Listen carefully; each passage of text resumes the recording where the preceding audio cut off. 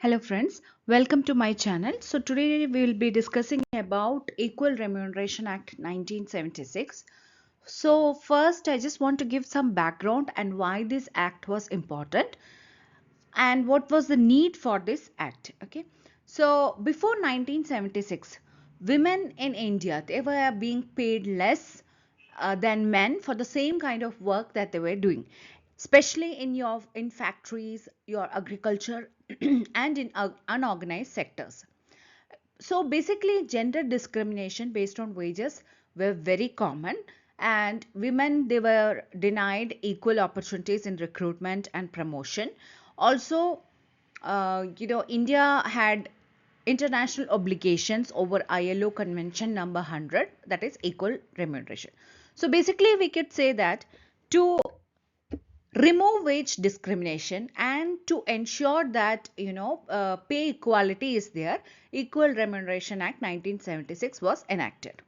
Okay, so basically, see, I just given a normal not definition, just an understanding of what is equal remuneration. So you just understand that Equal Remuneration Act 1976 was enacted so that the gender based discrimination in wages and employment could be eliminated. Okay, so basically the core idea of this act is men and women, if they are doing the same or similar work, they must receive equal pay and also equal employment opportunity. Okay, so what are the key provisions in this act? First one, equal pay for equal work, that is section 4. So employers, they must pay equal remuneration to men and women for the same kind of work that they are doing. Okay, that is work of similar nature. For example, if there is in a hospital a female and male receptionist are there and they are performing identical duties, then they both they both should receive the same salary. Uh, sup, just again for an example, suppose if the male receptionist is getting 30,000 rupees, and if the female receptionist who is doing the same job is getting 25,000, that is actually illegal. Okay, the pay should be equal. Sorry.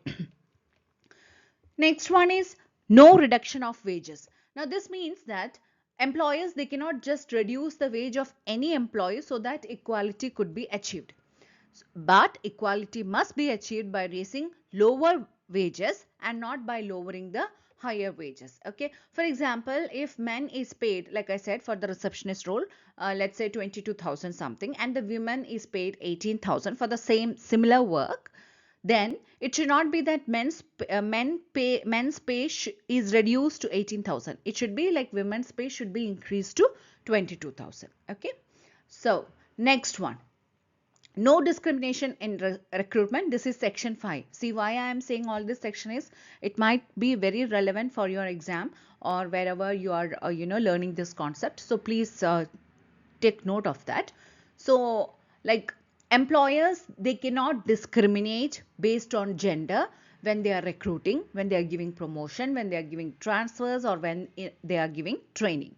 Okay, for example, a company cannot give a job advertising saying that only male only candidates should apply or female only candidates should apply. Actually, it is very illegal except if it is restricted by law.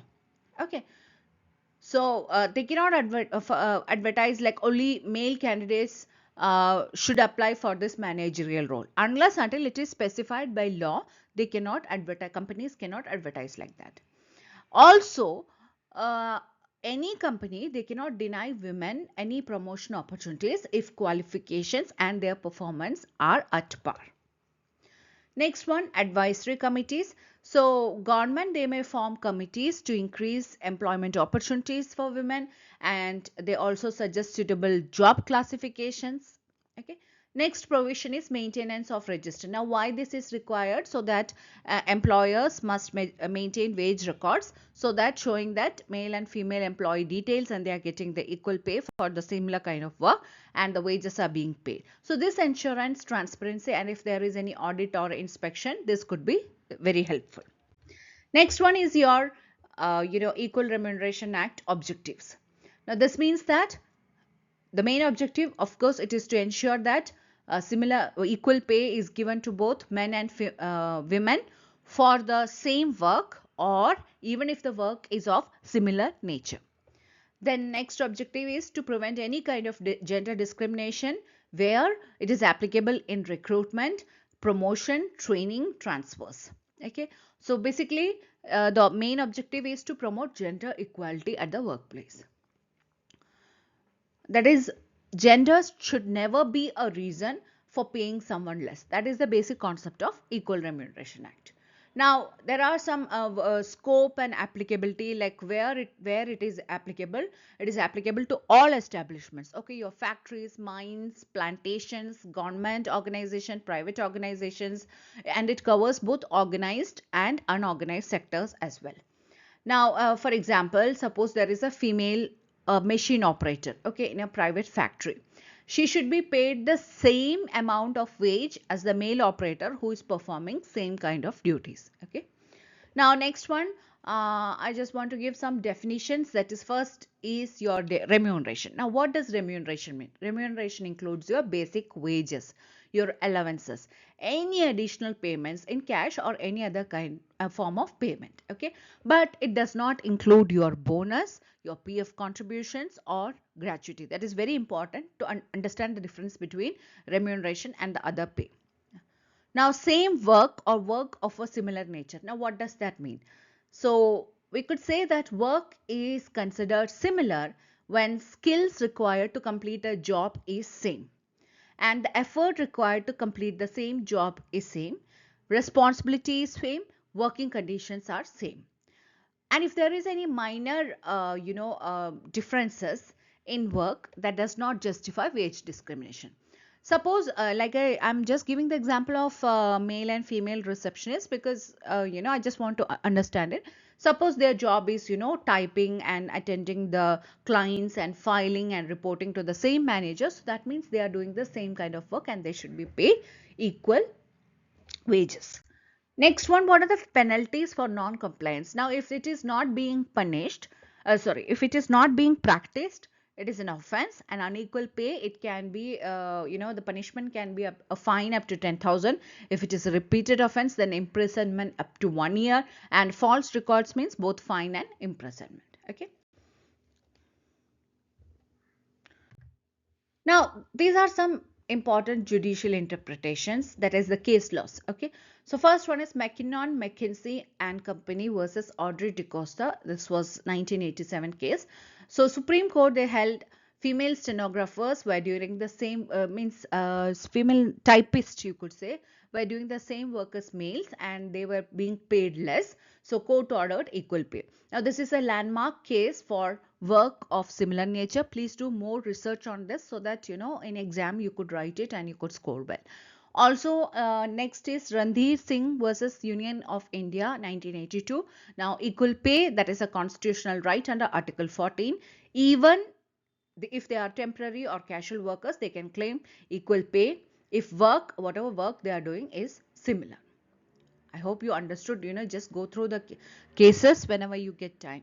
Now, there are some limitations and challenges in this act because we say all these act exist, but the challenges means there is very difficult in defining similar work. How would you classify similar work? That is very, very difficult to get the nuisance.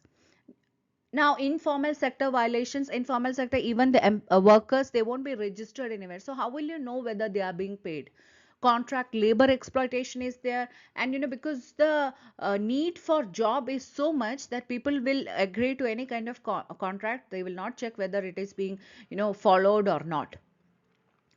Now, and also lack of awareness among women and workers. Most of women, when they're working, they will just think about the salary that they are getting. They will not think about equal pay and all that. And poor enforcement in rural areas, but I would not restrict it to rural areas. It is applicable even in metropolitan city. Basically, just if I want to give an example, in any kind of domestic work and agriculture work, the women are being paid less despite doing the equal work as men. Okay. So now recent, the Remuneration Act, it is subsumed under the Code on Wages Act 2019, but its principle is still valid. Okay. Now, some practical corporate examples that I could say in IT sector, companies like Infosys, TCS, they follow structured pay bands so that, gender biasness can be avoided.